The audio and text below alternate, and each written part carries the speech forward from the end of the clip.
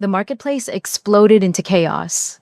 Maya saw the tactical team half a second before they moved. Three operators in civilian clothes, hands reaching under jackets, eyes locked on her through the crowd of afternoon shoppers. Her body reacted before her mind caught up. Muscle memory from a life she'd tried to forget. Contact! 3 o'clock! She screamed, grabbing Junwoo's arm and yanking him sideways as the first suppressed shots punched through the air. Silenced weapons. Professional gear. The fruit stand beside them exploded in a shower of oranges and splintered wood.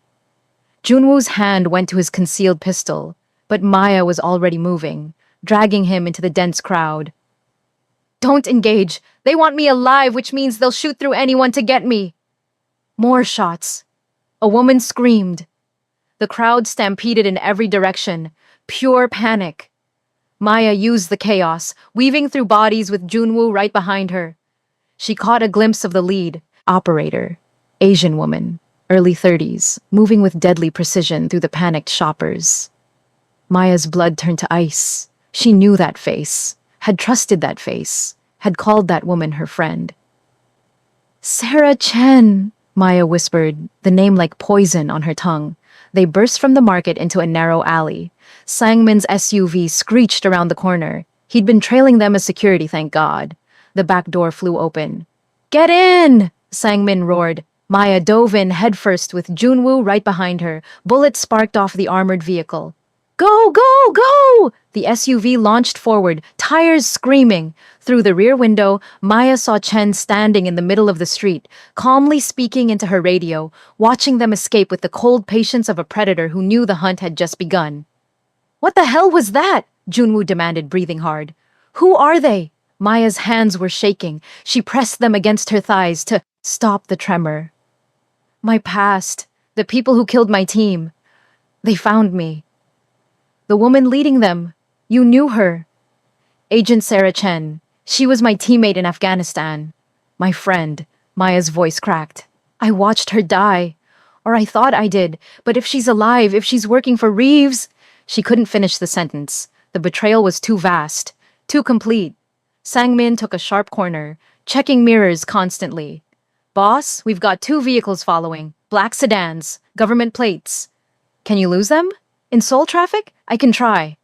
Then try faster. They're not just following, they're hurting us. Maya leaned forward, her tactical mind overriding her shock.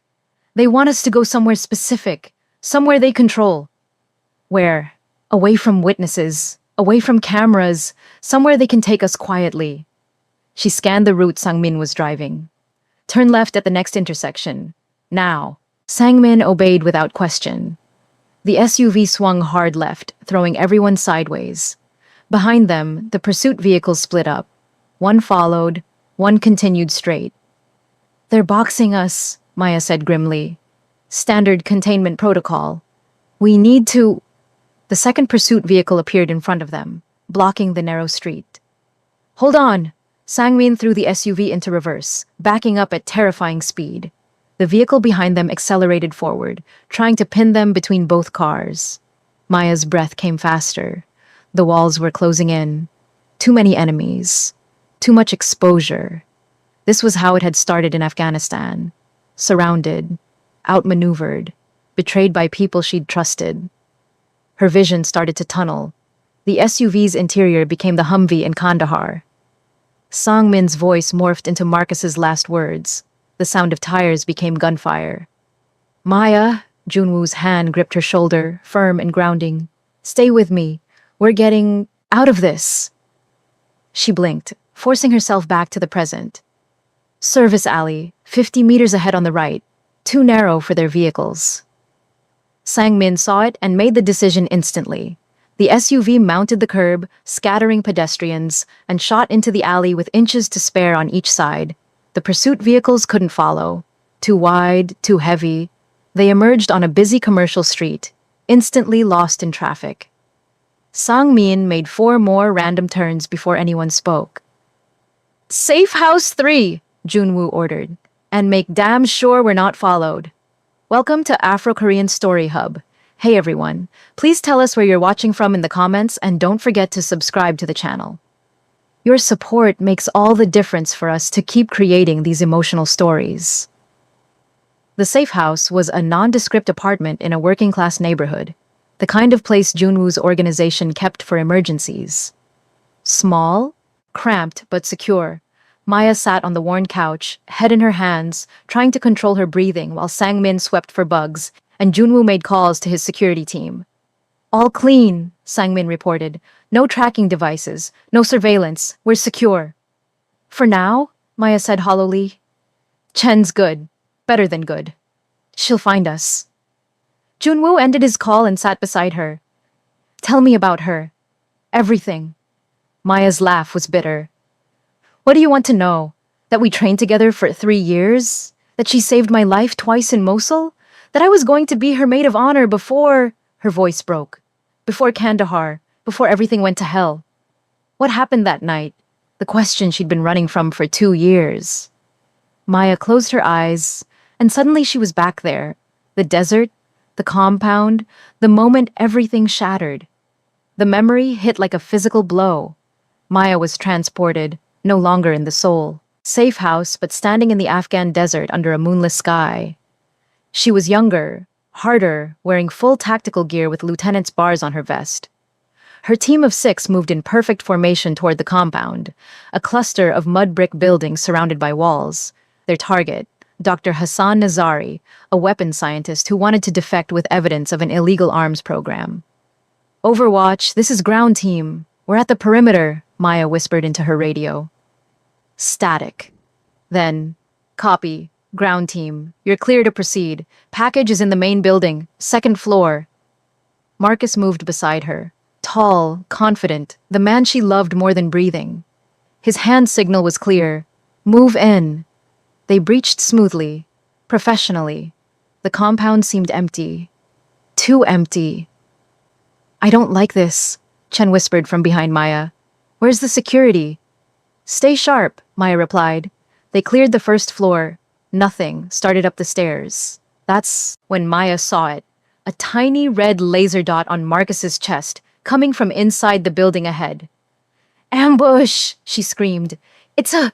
The world exploded. Gunfire erupted from every direction, not from enemy positions, but from their flanks and rear. Soldiers in U.S. military uniforms opened fire on Maya's team. American soldiers! Shooting Americans!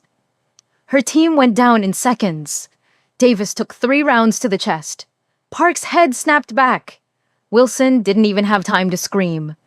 Marcus grabbed Maya, threw her behind cover. Run! He shouted. Maya, run! I'm not leaving you. Go, that's an order! He fired covering rounds, giving her precious seconds.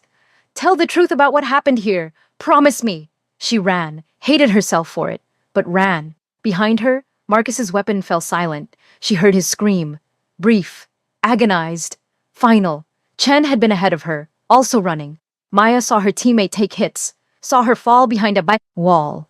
Called her name, but got no response. Assumed she was dead like all the others. Maya ran through 200 miles of desert. Stole, killed, survived. Barely. Back in the Seoul safe house, Maya opened her eyes to find tears streaming down her face. Junwoo sat quietly beside her, not touching, just present. I left them, Maya whispered. I ran while they died. You survived to tell the truth. That's what Marcus wanted. But Chen survived too, which means everything I thought I knew about that night is wrong. Maya stood, pacing the small room. She was ahead of me when we retreated. I saw her take hits. But if she's alive and working for Reeves, she was part of the betrayal from the beginning, Junwoo finished. Maybe, or maybe Reeves captured her, turned her, threatened someone she loved. Maya's hands clenched into fists. Either way, she knows everything about me. How I think, how I fight, my weaknesses, my triggers. She's the worst possible enemy I could face. Sang-min entered with his laptop. Boss, we've got a problem. Chen's team hit 2 of our safe houses in the past hour. They're systematically eliminating your protective infrastructure. How did they locate our properties so fast? American intelligence resources. Satellite surveillance, signal intercepts, financial records. They have access we can't match. Sang-min pulled up security footage. They're not even trying to be subtle. Look. The footage showed Chen's team breaching a safe house door in broad daylight. 4 operators in tactical gear, moving with military precision. They cleared the building in under 2 minutes, planted something inside, and left. What did they plant? Maya asked. Bugs, cameras. They want to know where we go, who we talk to, what we're planning. Sang-min switched feeds. But there's something else. Look at this. Different footage, different location. Chen, standing outside another safe house, looking directly at the security camera. She held up a piece of paper with writing on it.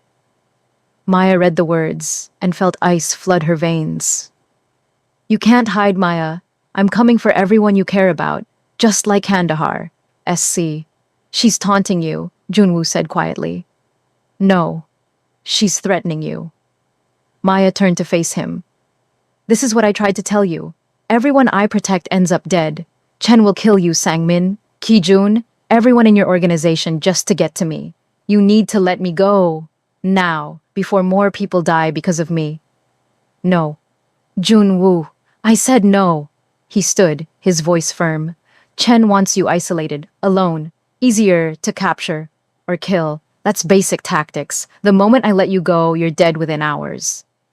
Better me than your entire organization. It's not better. His voice rose, frustration breaking through his usual control. You think I don't understand sacrifice? I've lost dozens of men in the past 3 days. Good men. Loyal men. Some I'd known for 20 years. But I don't abandon allies just because the fight gets hard. This isn't your fight. It became my fight the moment you jumped in front of that bullet. Junwoo moved closer, his intensity filling the small room. You saved my life. That creates a bond whether you like it or not. And I don't break my bonds. Maya wanted to argue, but the exhaustion was crushing. You're going to get yourself killed. Probably, but I'd rather die fighting beside someone worth protecting than live another day in a world where loyalty means nothing. He paused. Chen was your friend once. She betrayed that. I won't betray you. That's the difference between us and them. The simple certainty in his voice made Maya's chest tight. When had anyone last had her back unconditionally? When had anyone chosen her over their own safety? You're insane, she said, but there was no heat in it. So you keep telling me. He almost smiled. Now, instead of arguing about whether to abandon each other, let's figure out how to survive this together. Starting with understanding what Chen really wants. She wants me dead. Isn't that enough? If she wanted you dead, you'd be dead. That market attack, they had clear shots, suppressed weapons, could have taken you out before you even knew they were there. But they didn't. Junwoo pulled up the security footage again, studying it. They're hurting you, terrorizing you, breaking you down psychologically before they make their move. Why? Maya forced herself to think tactically, pushing past emotion. Because dead, I'm a martyr, captured and broken, I'm discredited. They want me to recant my story about Kandahar. Admit I was wrong. Say Reeves is innocent and I'm just a traumatized soldier who cracked. Can they make you do that? Enhanced interrogation? Black site detention? Yeah, eventually they could break anyone, but it would take time and leave evidence. Maya's mind raced. Unless? Unless what? Unless they make me do it voluntarily. Make me so desperate, so guilty about the people dying around me that I surrender and confess to anything they want, just to stop the killing. Understanding crystallized. That's why she's targeting your people. She's weaponizing my guilt. Sang-min spoke up. Then we remove the weapon. Stop caring about casualties. Can't. Maya shook her head. That's what makes us human and them monsters. The moment we stop caring about collateral damage, we become what we're fighting against. Then what do? Junwoo asked. We go on offense. Chen expects me to hide, to run, to protect people defensively. So we do the opposite. We hunt her. Hunt a CIA kill team with unlimited resources? Hunt a woman I trained with for 3 years. I know her patterns, her tactics, her weaknesses. Maya's voice grew stronger. And I know something she doesn't think I know. What? How to hurt her back. Before she could elaborate, Sangmin's phone buzzed. He answered, listened, his expression darkening. Boss, we have a situation. Your information warfare campaign against Daejong? It's working. His commanders are questioning him publicly. 5 territory leaders just requested a meeting with you. They want to defect back to your side. That's good news, Junwoo said. It would be except Daejong knows about it. He just ordered the execution of the 5 commanders' families, wives, children, parents, everyone, as a message to anyone else thinking about switching sides. The room went silent. When? Junwoo's voice was ice. The hit teams deploy in 2 hours. The families are at their homes, unprotected. We don't have enough people to secure all 5 locations. Maya was already moving toward the weapons cabinet. Yes, we do. How many guards can you mobilize in 30 minutes? Maybe 15 men total. That's 3 per location. Not enough against Daejong's hit squads. It is if I'm with them. Maya checked a pistol, loaded it with practiced efficiency. I can take a team to the most vulnerable location. Even the odds. You just survived 1 ambush, Junwoo said. And now you want to walk into another? I want to stop a massacre of innocents. Isn't that what you said makes us different from them? She met his eyes. Besides, we need those 5 commanders. Their defection breaks Daejong's power. We lose them and their families. We lose our chance to win this. She's right, Sangmin admitted reluctantly. Strategically, protecting those families is critical. Junwoo studied Maya for a long moment. Fine, but I'm going with you. Sangmin, you coordinate the other 4 teams. Get our best fighters to each location. Full tactical gear. Rules of engagement are simple. Anyone threatening the families dies. No warnings. No mercy. Boss, if you're in the field, who runs command? You do. You've been my second for 20 years. You know how I think. Make the calls. Junwoo pulled on a tactical vest, his movements efficient. Maya and I take the Kim family. 2 kids under 10, grandmother with mobility issues. That's the hardest extraction. It's also the most likely to be a trap, Maya said. If I were Daejong and I knew you'd respond to this, I'd stack my best killers at the most vulnerable target and wait for you to show up. I know, that's why we're going there. He checked his weapon. Because you're right, it's a trap. But sometimes you spring the trap intentionally, on your terms, when you're ready. 15 minutes later, they were in an SUV, heading toward the Kim family home in a residential neighborhood. Maya rode in silence, checking her gear repeatedly. Pistol, spare magazines, tactical knife, ballistic vest that barely fit over her still-healing shoulder wound. You're thinking about Afghanistan, Junwoo said quietly.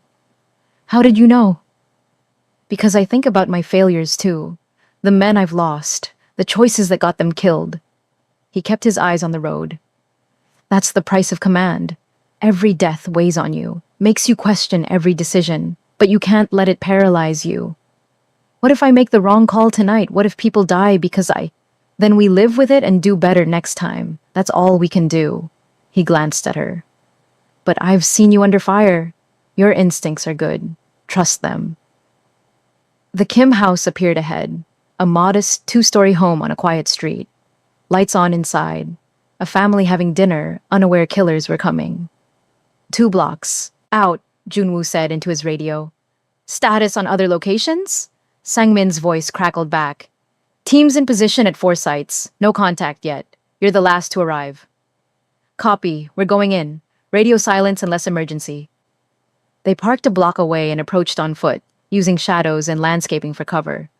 Maya's training took over, checking angles, marking exits, identifying defensive positions. House is 3-bedroom. Single story, basement, she whispered. Front door, back door, 3 windows facing street, 2 on sides. If I'm planning this hit, I come through the back while someone pins them down from the front. Kitchen is in the back. Family's probably there for dinner. So the kill team breaches rear door, enters kitchen, executes everyone in under 30 seconds. Maya scanned the neighboring houses. But they'll have overwatch. Someone watching for security or police response. Probably in that house across the street. Second floor window has direct line of sight. How do you want to play this? I take overwatch position. You get the family into the basement and set up inside. When the kill team breaches, we catch them in a crossfire. You're the one they want. Putting you alone in an enemy position is exactly what I'm trained for. I've done hundreds of these operations. She squeezed his arm briefly. Trust me. I do. That's what worries me. Maya moved like a ghost through the darkness, approaching the suspected Overwatch house from an angle with no sight lines. The back door was locked, but she picked it in 15 seconds. Skills from a previous life. Inside, she cleared the first floor silently. Empty. Stairs ahead. She climbed slowly, weapon up, breathing controlled. At the top, a hallway. 3 doors. The middle one showed light underneath. Maya paused outside, listening. 2 voices inside, speaking Korean. Male, casual, conversation. Then one said something that made her blood run cold. The American woman is confirmed in the area. Chen's team is moving to intercept. We're supposed to kill the family after she arrives. Use them as bait. What about Kang?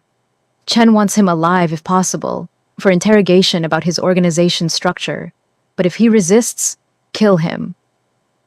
So it wasn't just Daijung's hit team. Chen had coordinated with them. This was a trap within a trap. Maya keyed her radio, voice barely a whisper. Junwoo, abort! It's a setup. Chen's here. They're using the family as...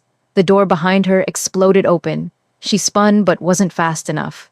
Someone slammed into her, driving her against the wall. Her weapon clattered away. She fought on pure instinct. Elbow to ribs, heel stomped to instep, headbutt to nose. Her attacker grunted but didn't let go.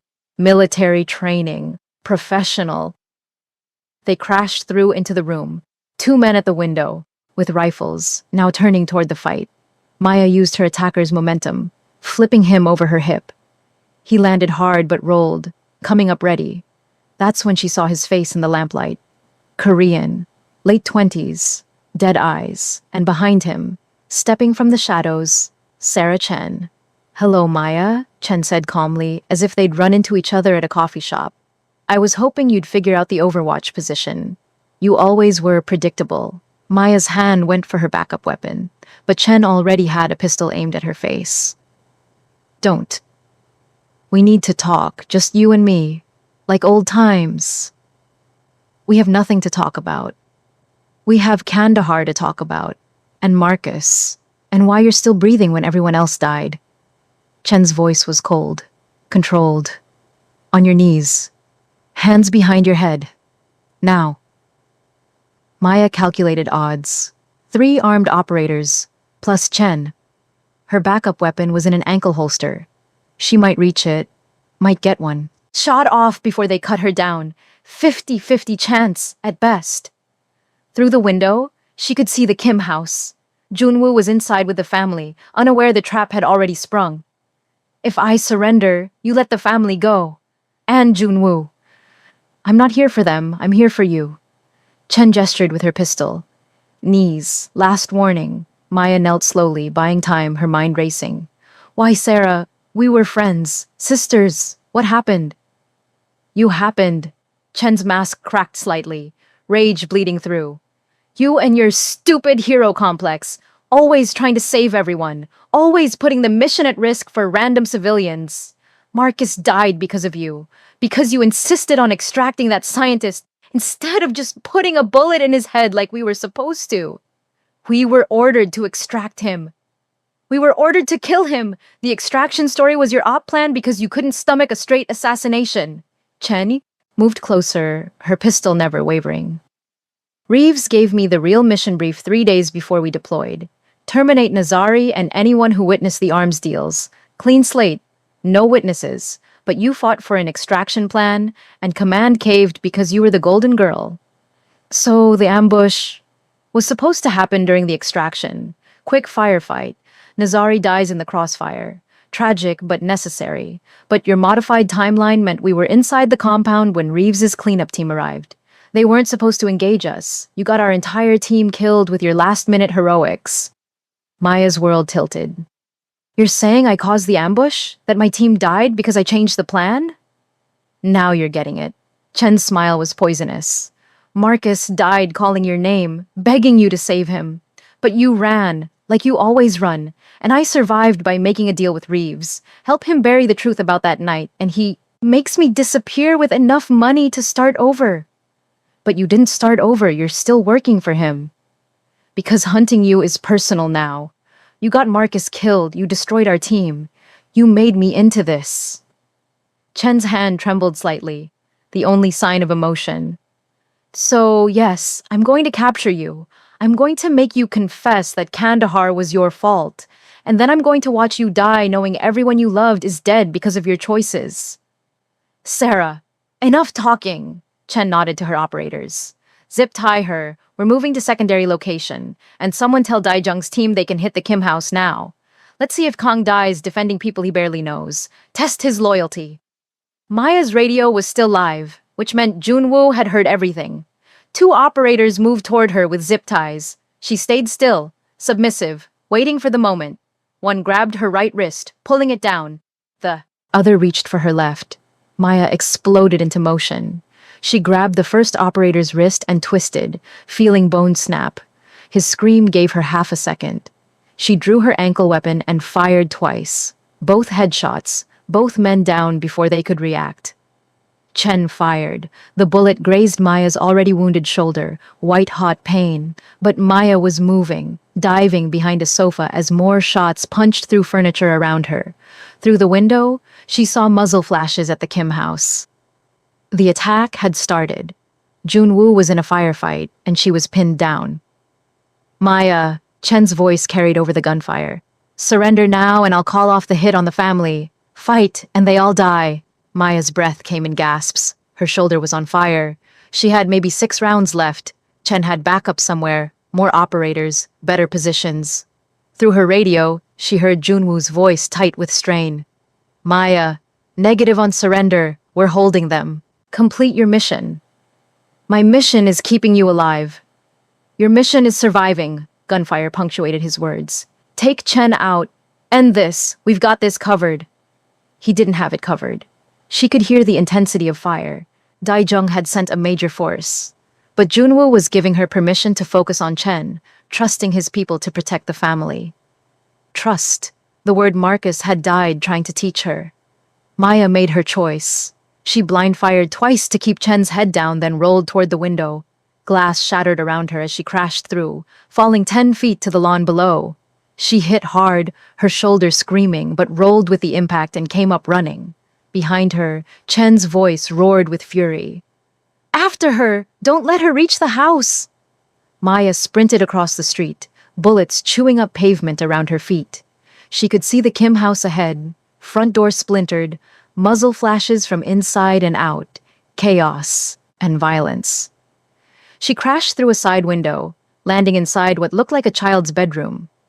Pink walls, stuffed animals, a 7-year-old sanctuary turned battleground. Kitchen! She heard Junwoo shout from somewhere. They're breaching the kitchen! Maya ran through the house, following the sound of gunfire. The kitchen was a war zone, shattered cabinets, bullet holes in walls, 3 bodies on the floor in enemy tactical gear. Junwoo held position behind an overturned table, firing controlled bursts at the back door where more attackers were trying to enter. Basement! Maya pointed. Get the family to the basement now. Already there! I'm holding the choke point! She joined him, adding her fire to his. 2 more attackers fell, but she could see movement outside, at least 6 more coming, and Chen's team would be here any second. We can't hold this position, Maya said. I know, but if we fall back to the basement, they'll trap us there. Then we don't fall back, we push forward, take the fight to them. Junwoo looked at her like she was insane. There's a dozen of them and 2 of us. Exactly, they're not expecting us to charge. Maya grabbed a fallen attacker's submachine gun, checked the magazine. On 3, we go through that door and don't stop shooting until everyone out there is down or running. Surprise and aggression, it's all we've got. This is a terrible plan. You have a better one? No. He reloaded his pistol, his face grim. But if we die? I'm haunting you. Deal.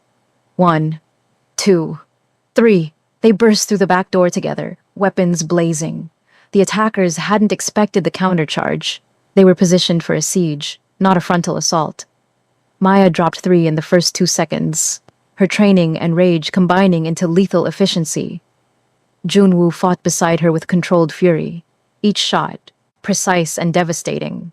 An attacker came at him with a knife. Junwoo disarmed him with brutal efficiency and put him down. The survivors broke and ran. Dae-jung's team had expected easy targets, not 2 fighters willing to die to protect a family they barely knew. Maya stood in the backyard, breathing hard, covered in blood and cordite, her shoulder wound bleeding again. Around her, 8 bodies, 8 men who'd come to murder children. "Clear!" Junwoo called from the house. "Family secure! No injuries!" Maya nodded, unable to speak through the adrenaline crash. They'd won. Against impossible odds, they'd actually won. Then Chen's voice cut through the night from somewhere in the darkness beyond the fence. "Very impressive, Lieutenant. But this isn't over. I'll see you soon. And next time, there won't be families to protect. Just you and me. Like it should have been in Kandahar." Maya raised her weapon, but Chen was already gone, vanished into Seoul's shadows like a ghost. Sirens wailed in the distance. They had maybe 2 minutes before police arrived. Junwoo appeared beside her, limping slightly, his suit destroyed, his face cut and bruised, but alive. "The other 4 locations?" Maya asked. He checked his phone. "All secure. Sangmin's team's held. The 5 commanders and their families are safe. Dae-jung lost 20 men tonight and gained nothing. And Chen? Escaped. But we hurt her. She lost 4 operators, her ambush failed, and you're still alive. That has to burn." Maya looked at the Kim house where a terrified family was emerging from the basement. Mother clutching 2 small children, elderly grandmother supported by Junwoo's guards. They were alive because 2 people had chosen to fight instead of run. "Everyone I protect ends up dead," Maya said quietly. "That's what I told you. And yet, here they are, alive, because you protected them." Junwoo's hand found her uninjured shoulder. "Maybe you've just been protecting the wrong people, Maya. Or maybe you've been so focused on your failures that you forgot to count your wins." She wanted to argue, but exhaustion was overwhelming. "We need to move. Police are coming. Sangmin's already en route with clean vehicles. We'll be gone before they arrive." He studied her face. "You did good tonight." "I lost Chen. She got away. But she didn't get you, and she didn't get the families, and her alliance with Dae-jung is exposed. Sometimes survival is the victory." Welcome to Afro-Korean Story Hub. Thank you for staying with us through Maya and Junwoo's fight for survival. If you're on the edge of your seat, hit that like button and drop a comment telling us what you think of Agent Chen's betrayal. Did you see it coming? And subscribe because episode 3 is going to blow your mind. Maya's past and Junwoo's present are about to collide in ways no one expects. They made it back to a different safe house, this one deeper in the city, more secure. Sangmin had already swept it and declared it clean. Maya collapsed on the couch, her shoulder throbbing, her body one massive bruise. Dr. Han appeared with his medical bag. "You reopened the wound. Again. At this rate, you'll have permanent damage." "Add it to the collection," Maya muttered. He cleaned and rebandaged her shoulder while she sat in stoic silence. Junwoo dismissed his guards, leaving just the 3 of them. "Tell me about the Kandahar mission," Junwoo said once Dr. Han finished. "Everything. No more fragments. I need to understand what we're really fighting." So Maya told him. The whole story this time, including what Chen had revealed. The real mission versus her extraction plan. The ambush that killed her team. Marcus's last words. Her 2-year run. When she finished, the room was silent except for Seoul's distant traffic hum. "Chen blames you for getting your team killed," Junwoo said slowly. But from what you've described, Reeves is the one who created the situation. He sent a cleanup team that engaged friendlies. That's on him, not you. But if I'd followed the original assassination plan, then Nazari would be dead, and you'd never know about the illegal arms deals. Reeves would still be operating freely. Your team still would have been marked for elimination, because you all knew too much. Junwoo leaned forward. Chen's not hunting you because you got Marcus killed. She's hunting you because you're living proof that Reeves is dirty. You're the loose end. She seemed pretty convinced it was personal. Grief makes people rewrite history to make sense of senseless loss.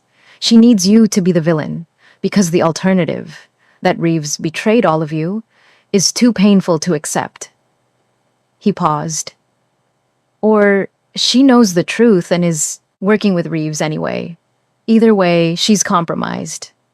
Sang-min entered with his laptop. Boss, we have a situation. Good news and bad news. Good news first. I could use some. Daijung's 5 commanders officially defected. They're willing to testify about his corruption and violence. With their testimony, we can legitimately claim leadership of the organization. The younger generation will follow you. He's lost. That is good news. What's the bad? Daijung knows he's lost, which makes him extremely dangerous. Cornered animals lash out. Sang-min pulled up surveillance footage. He just executed 3 of his own lieutenants for suggesting surrender. He's gone full scorched earth. If he can't have the organization, he'll destroy it. How? Maya asked. Our intelligence says he's planning something massive, an attack that will draw so much police and government attention that the entire organization collapses. He doesn't care about survival anymore. He wants to burn everything down and make sure you don't get to rule the ashes. Junwoo's jaw tightened. What kind of attack? We don't know yet. But our informant says it involves civilians, high body count, maximum media coverage. Sang-min's expression was grim. Whatever he's planning, it happens within 48 hours. Maya's tactical mind started working through scenarios. High body count, maximum media coverage, destroys your organization's credibility. He's going to hit a public target and make it look like you ordered it, frame you for terrorism or mass murder. Can't. We've been careful to keep civilian casualties minimal. Our reputation won't matter if bodies are piled high enough. Public perception trumps facts. Maya stood, pacing despite her exhaustion. What are the highest value targets in Seoul? Places where an attack would generate the most outrage? Schools, hospitals, government buildings. Too hardened, too much security. He needs something softer, but still symbolically important. She stopped pacing. What about the charity event? The one you mentioned last week? Junwoo's face went pale. The Children's Foundation Gala, 500 attendees, politicians, celebrities, business leaders, all the major news outlets covering it. It's in 36 hours.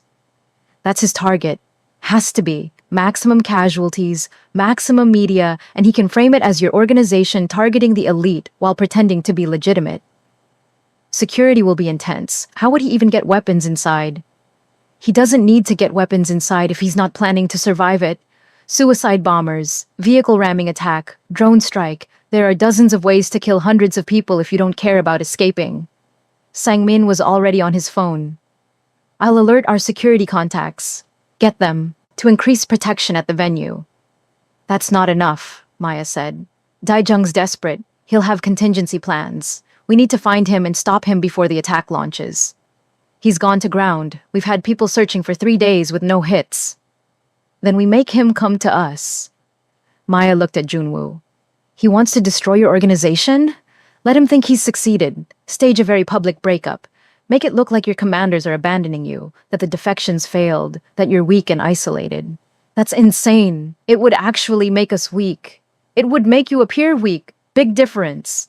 If Daijung thinks you're vulnerable, he might come after you directly instead of wasting resources on the gala attack. He gets to kill you personally, claim victory, take back control. You're suggesting we use boss as bait, Sang-min said flatly. I'm suggesting we use me as bait. Daijung wants Junwoo dead, but Chen wants me captured. If I make myself visible, coordinate with Daijung to share the target, they both get what they want. One location, one trap. We take them both out. And when they bring overwhelming force to kill or capture both of us, we bring more. Every loyal fighter you have, staged and ready, the 5 defecting commanders and their men. We turn their trap into ours. Maya met Junwoo's eyes. It's risky, but it's better than letting Dai Jung kill hundreds of children at a charity gala.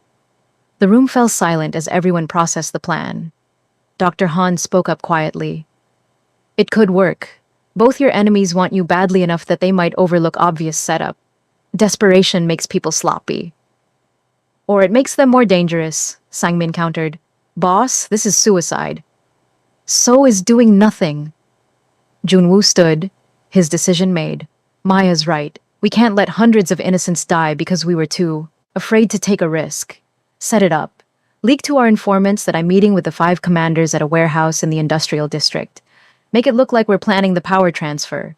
Coordinate timing so both Daijung and Chen's people hear about it. When? Sangmin asked. Tomorrow night, 24 hours before the gala.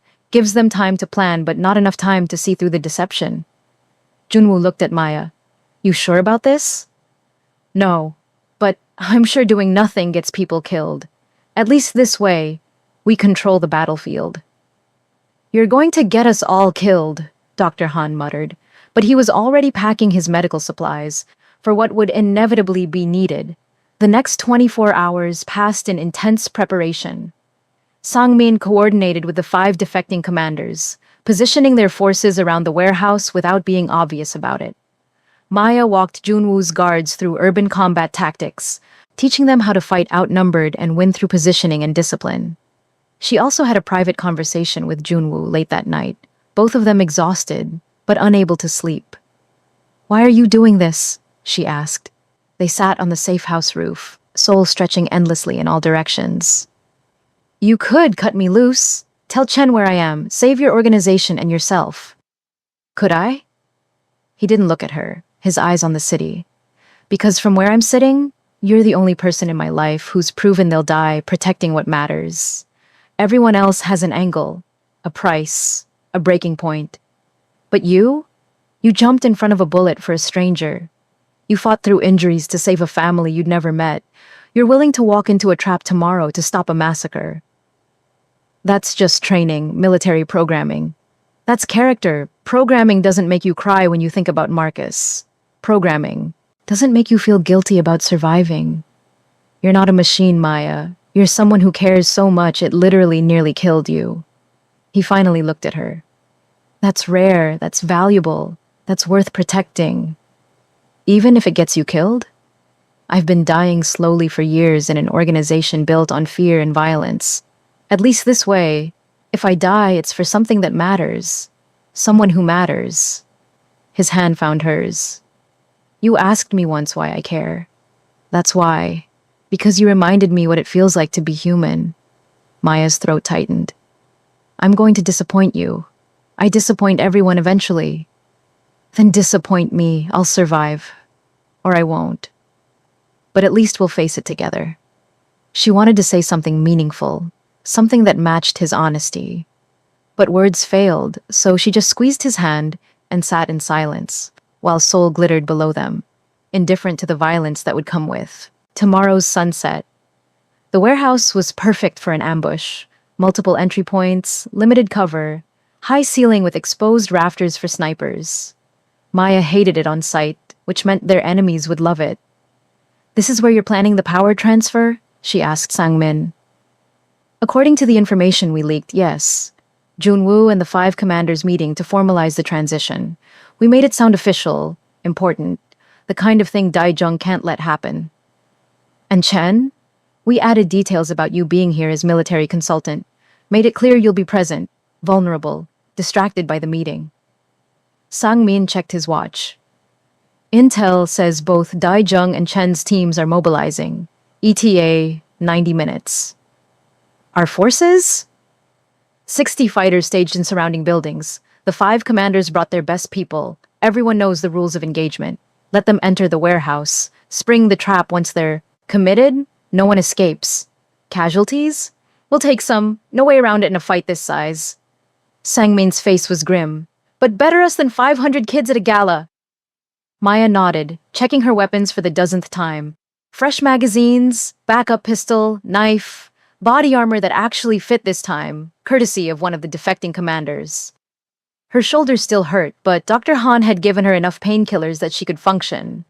Junwoo appeared, dressed in tactical gear instead of his usual suit. It made him look harder, more dangerous. Command center is set up. Sangmen will coordinate from there. You and I are here as the bait. The very visible, very shootable bait. That's the job. He checked his own weapons. The 5 commanders are in position at their assigned entry points. When the shooting starts, they collapse inward. Classic hammer and anvil. Assuming Daijung and Chen don't kill us in the first 30 seconds. Well, yes, there is that small detail. He almost smiled. Any last words in case this goes badly? Don't die. I'd hate to have saved you twice just to watch you get killed because of me. I'll do my best. His expression turned serious. Maya, if this goes wrong, if Chen captures you, don't tell her anything. She'll torture you for information about where the families are hidden, where Sang-min is coordinating from. Hold out as long as you can. And then, there's a cyanide capsule in your vest pocket. If capture is inevitable and torture is certain, you have the option. Maya found the small pill, stared at it. You're giving me suicide pills? I'm giving you choices. That's all any of us have in the end. The choice of how we die. He gripped her shoulder. But I'd prefer you choose to live, so let's make sure that happens. Incoming, Sang-min's voice crackled over the radio. 2 convoys approaching from different directions. North side looks like Daijung's people. East side is Chen's team. Both groups are large. Boss, they brought armies. How many total? Best estimate, 40 to 50 hostiles. They outnumber us even with our staged reinforcements. Maya and Junwoo exchanged looks. They'd expected maybe 20 enemies total. This was more than double their worst-case scenario. Too late to abort, Maya said. They're committed. If we run now, they'll know it was a setup and go after the gala anyway. Then we hold. Sang-min, tell our people to tighten up. Focus fire on leadership first. Take out Daijung and Chen. The rest might break. The warehouse had been set up to look like a legitimate meeting. Table in the center, chairs arranged, documents spread out for show. Maya and Junwoo stood near the table, exposed and vulnerable, watching the entry points. The doors exploded inward simultaneously from 3 directions. Daijung's forces came from the north. 20 men in tactical gear, weapons raised. Chen's team breached from the east. Another 15 operators moving with military precision. And from the south, a third group that made Maya's blood run cold. More American operators, a backup team. Chen had brought reinforcements. Contact! Maya screamed, diving behind a concrete pillar as gunfire erupted from every direction. Junwoo rolled behind a steel beam, returning fire immediately. The trap had sprung, but they were the ones caught in it. Now! Junwoo roared into his radio. All teams, now! The surrounding buildings erupted with gunfire. Junwoo's 60 fighters opened up from elevated positions, catching the attackers in a crossfire. The 5 commanders' forces charged in from the rear, hitting the enemy from behind. The warehouse became a hellscape of bullets and blood and screaming. Maya fought with cold precision, dropping targets with controlled bursts. Beside her, Junwoo moved like death itself, his shots devastating and accurate. But there were so many enemies. For every one that fell, 2 more appeared. Daijung had brought his entire remaining force. This was his last stand, too. And Chen's teams were professional, taking cover efficiently and laying down suppressing fire. We can't hold this position, Maya shouted over the gunfire. We need to fall back to secondary location. Negative. If we move, we lose the advantage. Junwoo dropped 3 attackers with rapid precision. We hold until the commanders collapse the perimeter. A grenade landed 5 feet from Maya.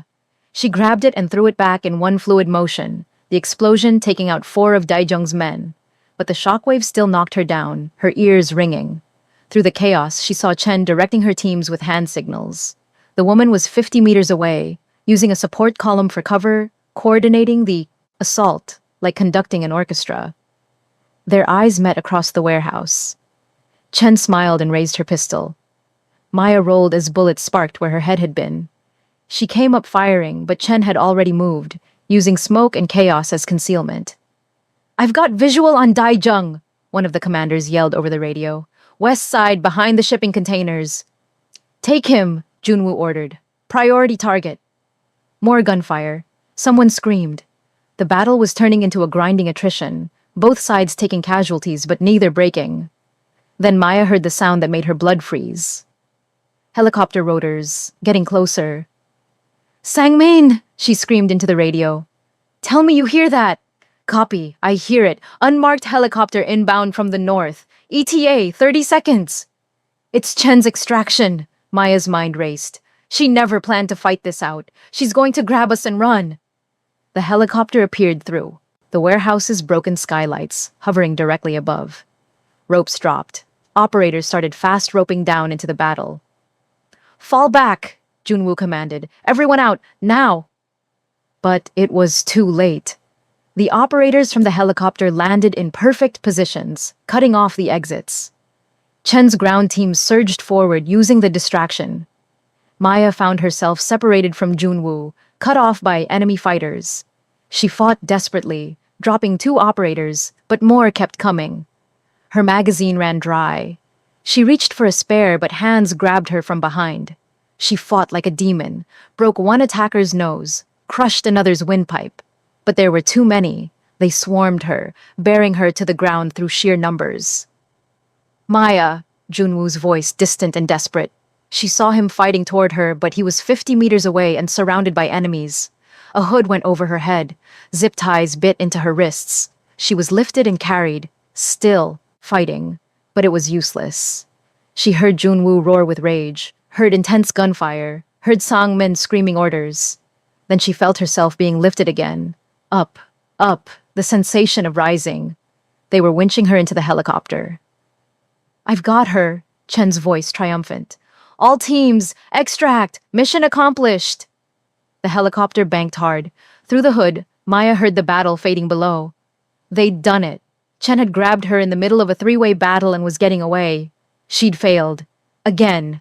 Everyone she tried to protect ended up. "Target acquired!" A new voice over what must be Chen's radio. "Secondary package located. Moving to secure." Secondary package? Maya's blood turned to ice. They weren't done. They were going after someone else. "Who?" Chen demanded. "Kang?" "Negative. The coordinator. The one running their command center." "Sangmin. They'd located Sangmin. Take him alive if possible. Intel value. If not, confirm the kill." Maya struggled against her restraints with desperate strength, but it was useless.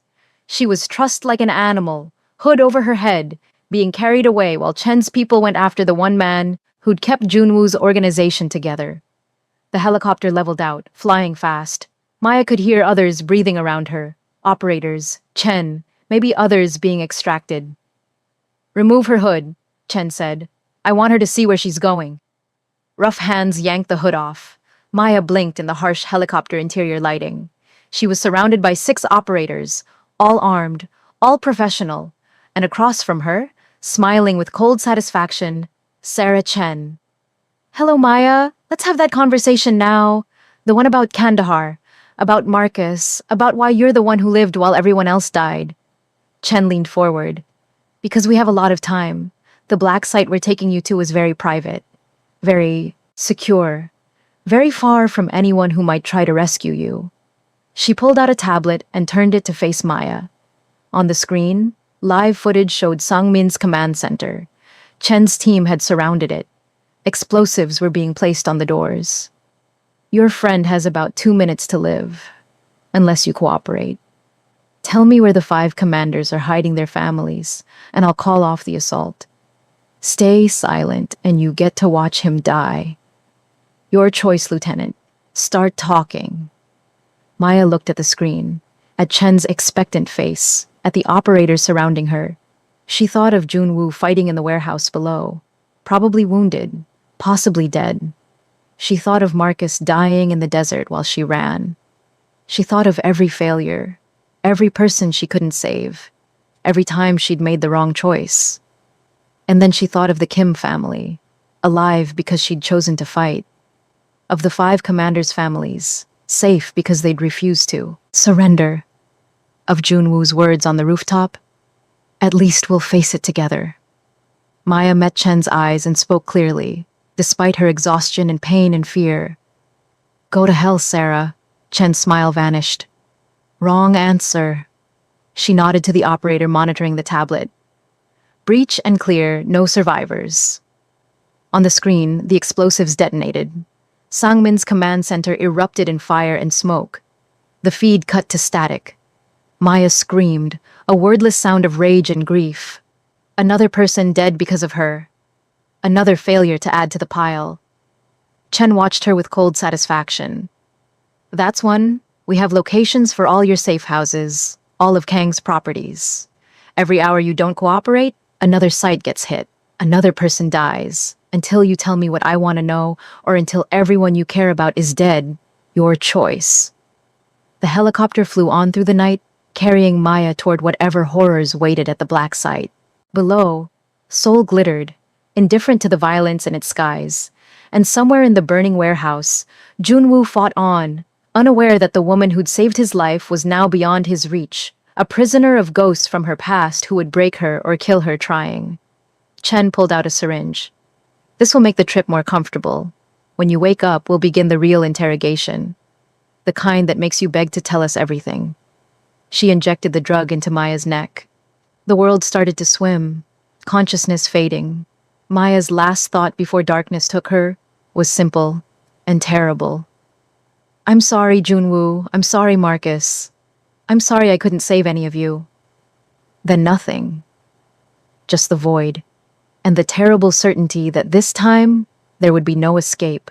Far below, in the burning warehouse, Junwoo watched the helicopter disappear into the night sky, carrying away the woman who'd become far more than an ally in just a few short days. Blood streamed from a dozen wounds. Around him, the battle still raged. Daijung's forces against his own, both sides too committed to stop now. But all Junwoo could see was that helicopter vanishing into darkness, taking Maya to a fate he couldn't prevent. Boss! One of the commanders appeared, supporting an injured fighter. Daijung is down! His men are breaking! We've won! Won. The word meant nothing. They'd stopped Daijung but lost Maya, traded one victory for a more devastating defeat. Sangmin, Junwoo said into his radio, his voice hollow. Status on command center. Silence. Static. No response. Sangmin, respond. Nothing. Just the crackle of dead air where his oldest friend's voice should have been. Junwoo sank to his knees among the bodies and shell casings, the weight of loss crushing down on him. 2 people gone in one night. 2 people he'd sworn to protect. 2 failures he'd carry for whatever remained of his life. Around him, his people celebrated their victory over Daejung. But Kang Junwoo, crime boss and reluctant reformer, could only stare at the night sky where the helicopter had disappeared. I'm coming for you, he whispered to the darkness. I don't care where they take you. I don't care how many enemies I have to fight.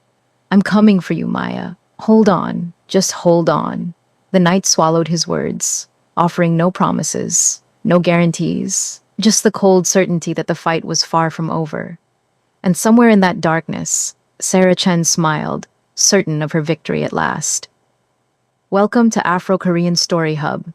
Thank you so much for watching this intense journey with us. If your heart is racing right now, hit that like button, subscribe to our channel for more emotional stories, and tell us in the comments. Can Junwoo rescue Maya from a CIA black site? Is Sangmin really dead? What will Chen do to Maya? Your engagement helps us continue creating these stories. Episode 3 drops next week, and we promise you, the darkest hour is just beginning. Maya and Junwoo have never faced stakes this high. Thank you for being part of our community. See you in episode 3, where everything changes.